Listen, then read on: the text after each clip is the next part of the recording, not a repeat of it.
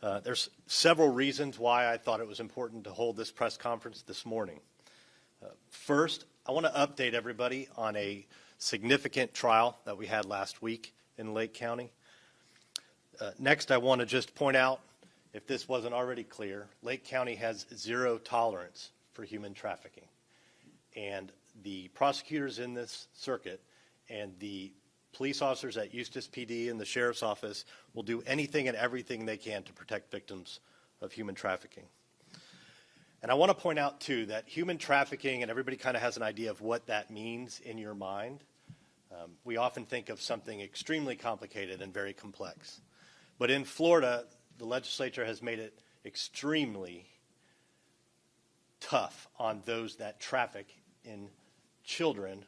And that's what we're going to talk about today, a particular case where that happened.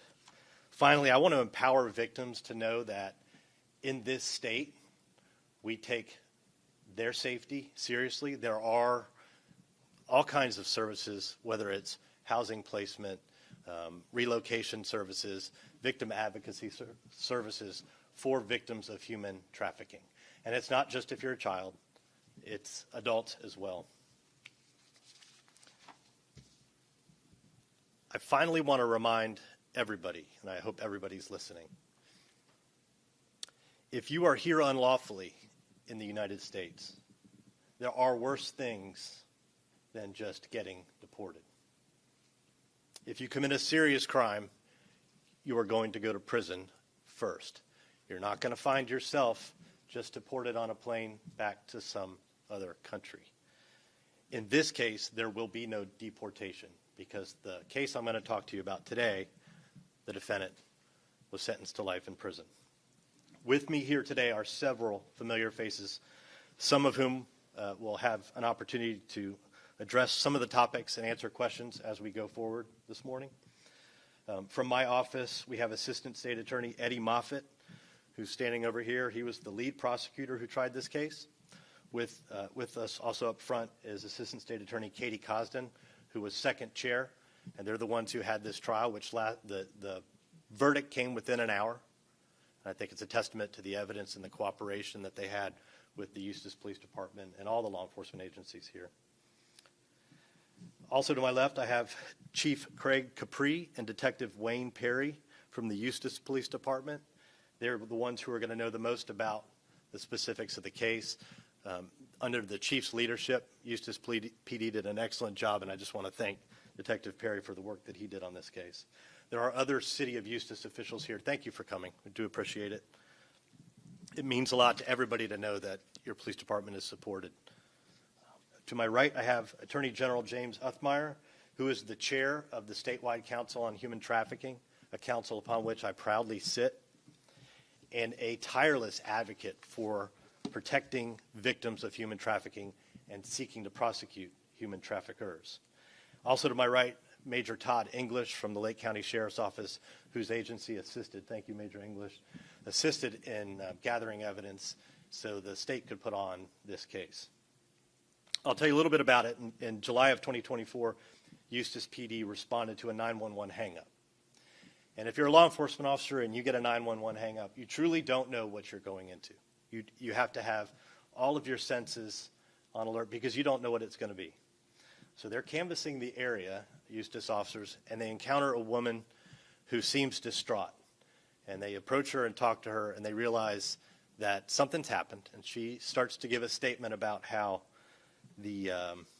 she was just in an apartment, and someone in that apartment had a gun, had raped her, threatened her.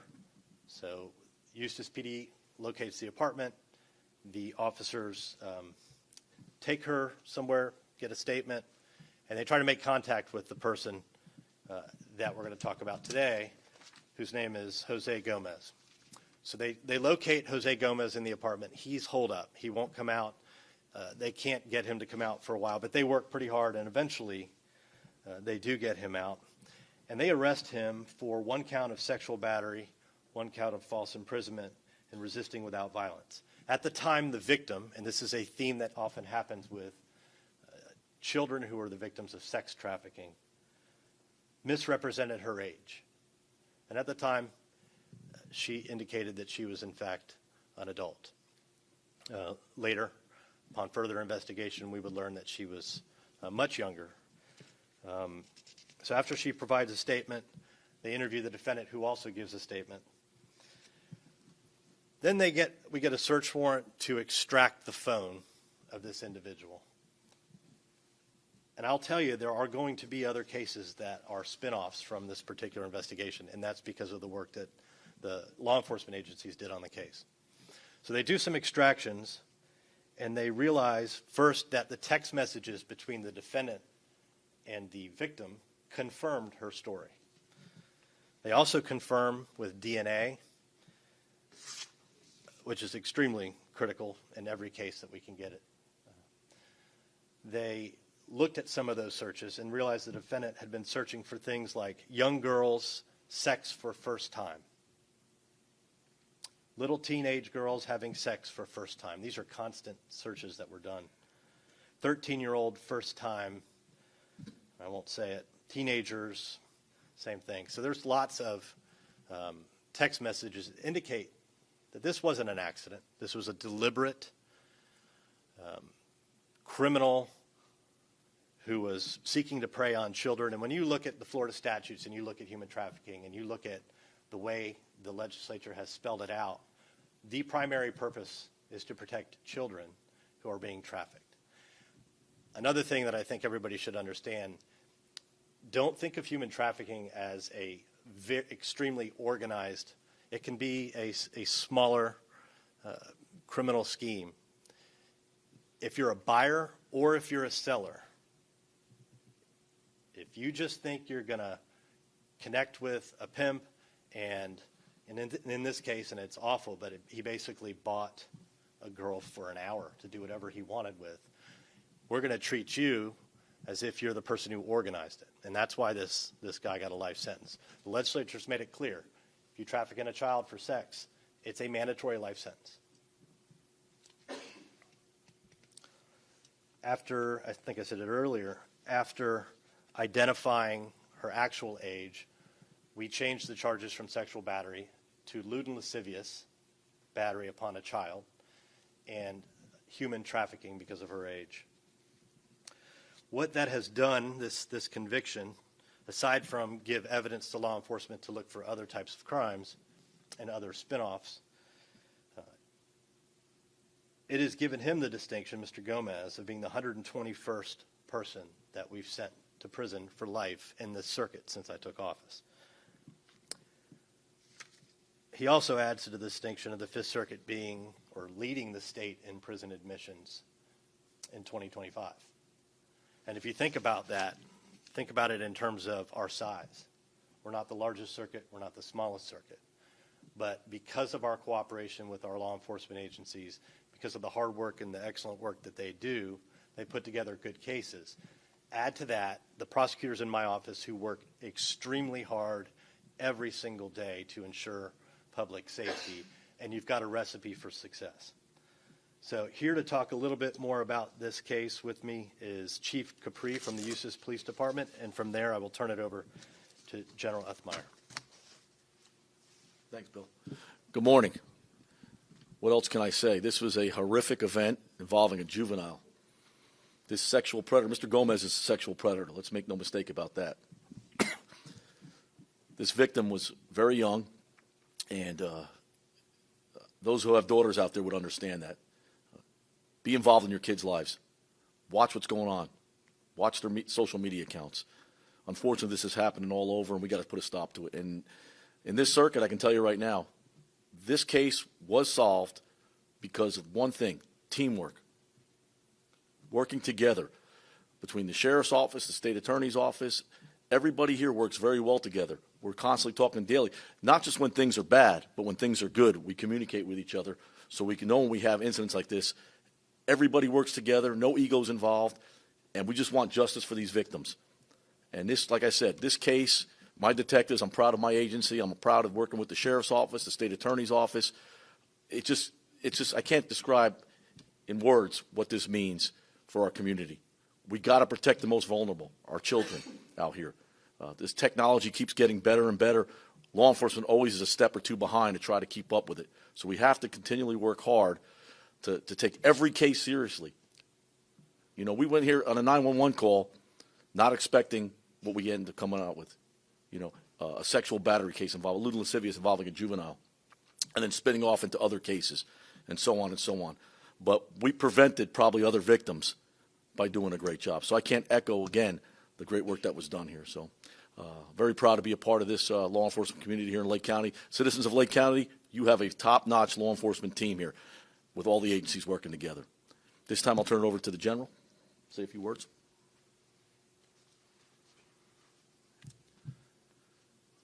An illegal alien raped and trafficked a child, a little girl. An illegal alien raped and trafficked a little girl. Just appreciate this. We're seeing these stories everywhere now. Today it's Florida, yesterday Massachusetts, tons of examples across the country. But everybody back behind the cameras, understand it. An illegal alien raped and trafficked a little girl. These aren't just stories, these are tragedies. These are horrific, grotesque events that keep happening. And they're happening because of the open border policies that were in existence. This monster should not have been in this country. He should not have been here. This crime should not have occurred. This victim should not have had to go through this terrible tragedy. Now, we're detaining and deporting across the state, but as the state attorney said, this guy's not going anywhere. He's going to stay right here. We're going to know where he is. He will be behind bars for the rest of his life, and that prison cell will be far too nice a place for this individual. But it's time that everybody work together to combat illegal immigration and shut down the border for once and for all. This is not a left or right issue. This is not a Republican-Democrat issue. This is rule of law. It is protecting our kids from these tragic situations. How many people have to be victimized like this before everyone will get together and realize that if we are going to be a sovereign country, if we are going to protect our families and our kids, we must have rule of law. We must have a secure border, and we must ensure that people are here legally. I want to thank the state attorney and law enforcement for rising to the occasion again and stepping in to identify this tragic story and to put this guy away for a long time. As Attorney General, it is an honor to work with and support you guys every single day. I've got your back. Whatever you guys need, we're here. We've got to keep Florida the safest state in the country to raise a family. It begins with these guys right here. But again, an illegal alien raped and trafficked a child. When you're thinking today, when you're praying today, just think about this victim. How many more people have to go through this? Thank you. Thank you, General. All right, this time I'm going to open up for questions if anybody has any. I'd like to know if the defendant in this case had a criminal history or his first arrest. So, as far as we know, this was his first arrest.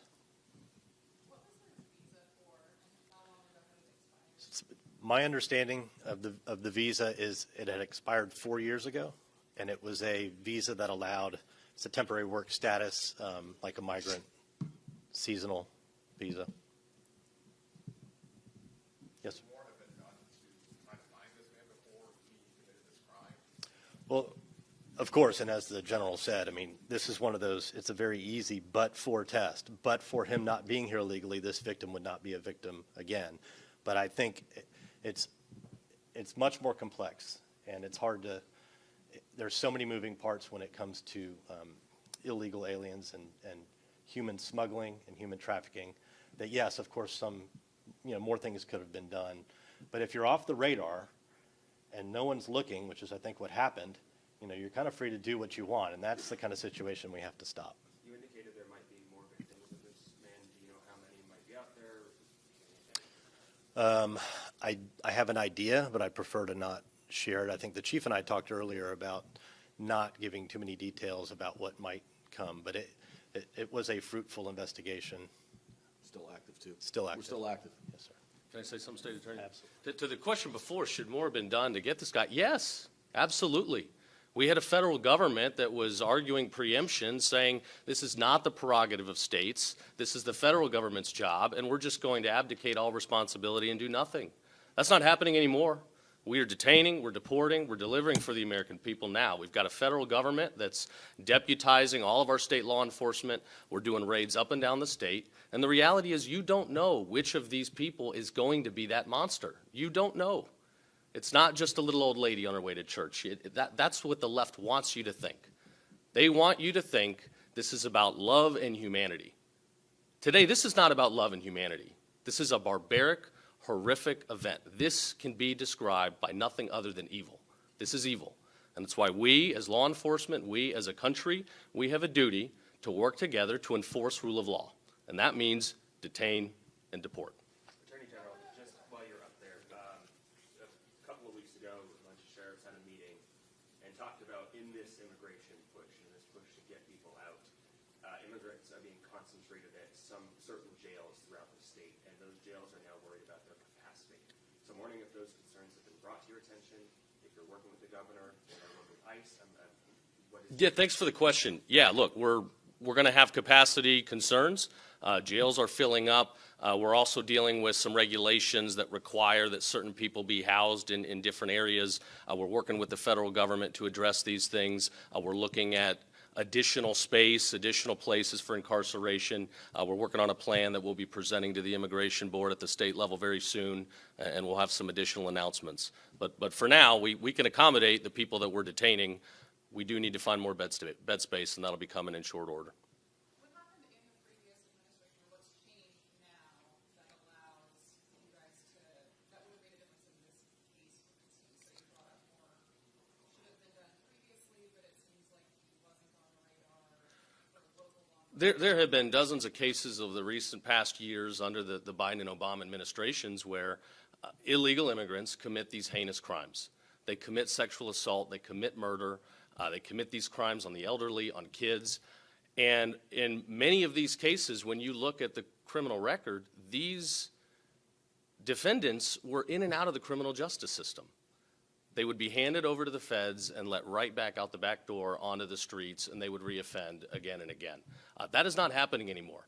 We didn't need new laws on the book. The Trump administration, they didn't need Congress to pass some new law. They just started enforcing law that is already on the books.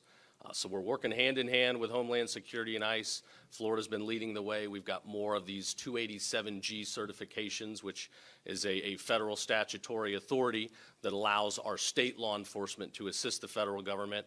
And we're busting as many guys as we can. We'll keep working hard. We'll take advantage of every minute while we have a cooperative federal government that wants to enforce the law. Attorney General, last year or 2 years ago, might not quite be on the human trafficking level, but there was a major investigation here in Lake County involving a big cockfighting ring that involved a number of illegal immigrants. The state, to our understanding, took that case over, and so far as we can tell, nothing has happened with that case. Has that something that's been on your radar? Do you have any updates on that? I will have to look into the case. I'm here month 3 on the job, and you know, illegal immigration, human trafficking have certainly been top priorities, but I don't like the idea of cockfighting in the state. I don't, especially with egg prices today, I don't think we need to be supporting that type of activity. So I'll look into it, and we'll crack down, and if illegal immigrants are breaking the law, again, we will get them, we will find them. People like this guy we're talking about today, we will search every inch of this state to find you. And we will ensure that you go away for the rest of your life. And if we've got authority under state law to seek the death penalty, we will do so. Chief Capri, I know you mentioned that you're not going to be talking much about the spin-off cases. Yes, ma'am. But I was wondering about if you have your eye on who might have abducted this girl initially. This case seems to be into some Well, and how did she wind up in that? it's an active investigation. Like I said, I can't comment on some other things moving forward, but sometimes you got to, these crimes sometimes are just not out there. You have to actually find them. We got lucky on this one, to be honest. We got really lucky. She called 911. We were able to find her and talk to her. But, you know, it was luck initially, but then it was hard work to put it together. It was very complex. It's not, these cases are simple, but you got to make sure you have that investigated so it's airtight. I mean, like you said, it went to trial, and the jury deliberated for less than an hour and came back with a conviction. So zero tolerance for this type of activity. This is a sexual predator. And sexual offenders and sexual predators in your neighborhoods, we need to find these people and remove them and monitor them and make their life miserable and protect our kids. It's real simple. When you keep it simple like that, protect our kids from these barbaric, savage animals. And that's what they are. I can't hear. I'm sorry. A market? Yeah, the news release that got sent out yesterday mentioned that this woman said she was a girl. Yes. Yeah, it was a market, like a store, that has like food. Yeah, food market. And a laundromat there, yeah. It doesn't matter where the location is. It could be anywhere. These things can happen anywhere, anywhere in our country. And we need to be able to, as law enforcement, take every allegation serious until you can prove it's not. So you got to follow through on all this stuff. And we do that. We whatever it costs, whatever it takes, we're going to protect our children. I can tell you that right now. That I can guarantee you. Chief, you say you got lucky. What direction do you think this would have gone had you not gotten lucky? Well, how would you know, somebody calls 911, what if we just didn't run into her? What if we went to the call and we couldn't find anybody? So our guys just don't drive by at 30 miles an hour and say, oh, nothing here. We get out of the car, we investigate. It goes back to the individual officer dedicated to his community to make sure, I'm going to see this through and make sure that I clear this call, and was able to do some searching and found her and was able to take, are you okay? Yes, and ask the right questions and determine what, you know, do good police work to initially start the case. Then you bring the team in, detectives, other agencies, state attorney's office. Everybody, when we have a case like this, gets together immediately, and we start working it together. And that's something that doesn't happen in a lot of jurisdictions around the country or around the state. I can tell you here, everybody works like one team. There's no egos. Nobody cares who gets the credit. We want to get justice for our victims. We want to make sure people are safe in our communities. Lake County is probably by far one of the safest communities in the country. I can tell you right now. I see it every day. I've been in some rough places in this country. This is paradise here. It really is. And these citizens are blessed to have dedicated law enforcement officials and officers that just want to do nothing but protect their communities and make sure we're safe here. Any other questions? Yeah. How long has Gomez been in the Eustis and or Lake County area, and is there any indication of what brought him? We don't know what brought him here. He's probably been here probably a couple of years. As you can see, a lot of the people have been coming across the border for years, the last 8 years, and how do you determine them? We're not in the, we don't stop people and ask them their status. We come across a case and we're going to investigate it, determine. Yeah. I think it was for work, to be honest with you. I don't know if anything was off the phone, but I think his visa was for working, migrant work, I believe. Don't quote me on that, but I think that's what he was here for work. But, these criminals, these predators, a lot of these countries are just dumping them out. And the United States is not a dumping ground for all these third world countries and their criminals. So we got to stop that. People here working hard, doing the right thing, do it legally, no problem. You can't have criminals coming in this country. That's insane. That's the definition of insanity. When you have, sexual predators, murderers. You put the news on every day. You hear around the country what's going on. People get murdered and killed. And it's not just, it's other countries. It's China. It's all these other countries that are coming here. Countries that hate us, the Middle East countries, some of these radical countries out there, they hate us. They want to kill us, and they're coming in here. So we got to do everything we can to stop that, and we will. And, it starts with frontline law enforcement, the men and women on the streets that are dealing with this. They're going to be the first ones to catch it, and then we bring the rest of the people in. But we got great support here. We got a great state attorney. Attorney General's been great. The governor's been great. I mean, Florida is a great state to live in because, you know what, stuff gets done, and it gets done quickly when it comes to fighting crime. Thank you.